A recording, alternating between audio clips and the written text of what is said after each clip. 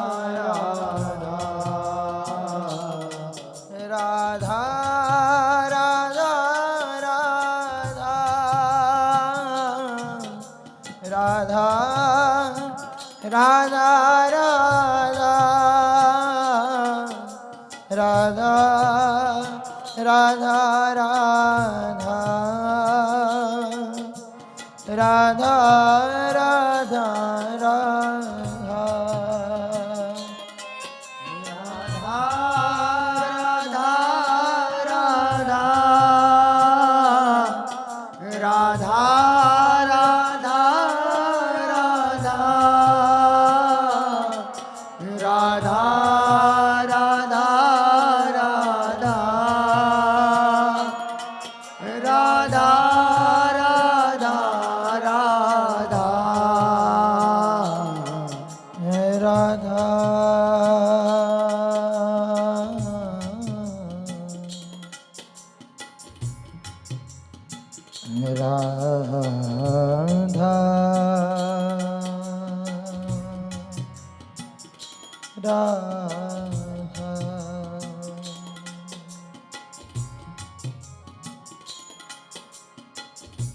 इतनो तो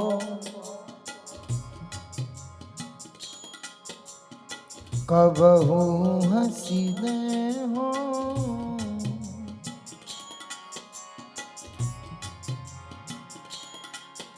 इतनो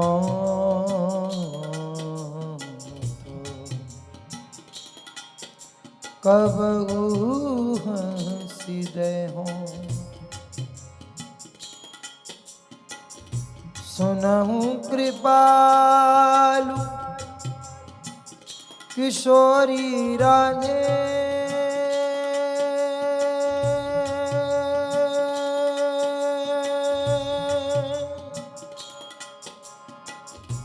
सुनहु कृपालु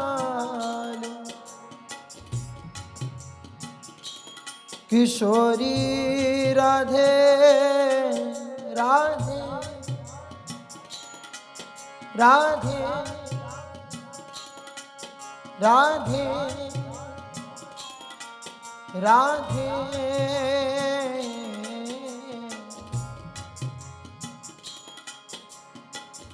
सुनहु कृपाल किशोरी राधे, अवसी कृपा की कोल चिते हो।